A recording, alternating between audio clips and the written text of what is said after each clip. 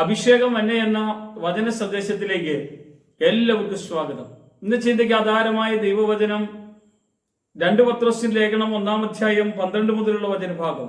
അതുകൊണ്ട് നിങ്ങൾ അറിഞ്ഞവരും ലഭിച്ച സത്യത്തിൽ ഉറച്ചു നിൽക്കുന്നവരും എന്ന് വരികിലും ഇത് നിങ്ങൾ എപ്പോഴും ഓർമ്മിപ്പാൻ ഞാൻ ഒരുങ്ങിയിരിക്കുന്നു. ഇത് പറയുന്നത് പത്രോസാണ്. പത്രോസ് പറയുക, ഞാൻ അറിഞ്ഞതാണ്, ഞാൻ അറിഞ്ഞ സത്യത്തിൽ ഞാൻ ഉറച്ചു നിൽക്കാൻ എൻ്റെ കർത്താവ് എന്നെ അനുവദിച്ചു.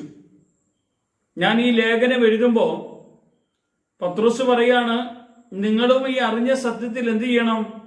ഉറച്ചു നിൽക്കണം. നമ്മൾ ഇതിനു മുമ്പത്തെ വചനം കേട്ടതാണ്, വിളിയും തെരഞ്ഞെടുപ്പും നിങ്ങൾ ഉറപ്പാക്കണം. എന്തിനാ? ഇളകിപ്പോകരുത്.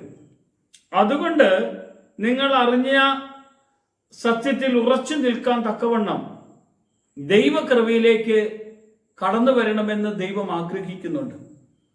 അറിഞ്ഞ സത്യത്തിലേക്കാണ് നമ്മളെ ദൈവം കൊണ്ടുവന്നത്. അതിൽ നമ്മൾ ഉറച്ചു നിൽക്കുമ്പോൾ നിങ്ങൾ എപ്പോഴും കർത്താവിന്റെ കൃപയിൽ കടന്നു വരാൻ ദൈവം ഇടയാക്കും. അറിയുവാനുള്ളൊരു ഭാഗ്യമുണ്ട് പ്രിയമുള്ളവരെ. അത് ദൈവം തന്നതാണ്. വിളി ദൈവം തന്നതാണ്. വിളിക്കുന്നവർ അനേകരുണ്ട്, തെരഞ്ഞെടുക്കപ്പെട്ടവരോ ചുരുക്കം. വിളി കിട്ടിയാൽ ആ വിളിയിൽ ഉറച്ചു നിൽക്കുന്നവരെയാണ് ദൈവം തെരഞ്ഞെടുക്കുന്നത്. ഈ തെരഞ്ഞെടുപ്പ് എങ്ങോട്ടാണെന്ന് അറിയാവോ?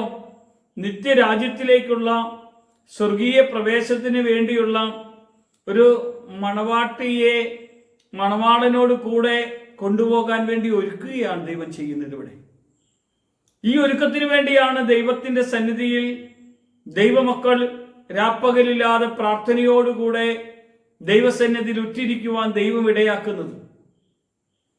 വിളി കിട്ടിയവരെ ദൈവം എത്രത്തോളം പരിപാലിക്കുന്നുണ്ടെന്നറിയാമോ?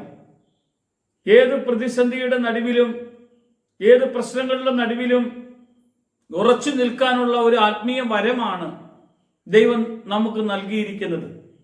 അതുകൊണ്ട് നിങ്ങൾ അറിഞ്ഞവരാണ്, അറിഞ്ഞവരും ലഭിച്ച സത്യത്തിൽ ഉറച്ചു നിൽക്കുന്നവരും. കണ്ടോ, നമുക്ക് ക്രിസ്തുവിനെ കുറിച്ചുള്ള അറിവുണ്ട്, നമുക്ക് ലഭിച്ച സത്യമുണ്ട്.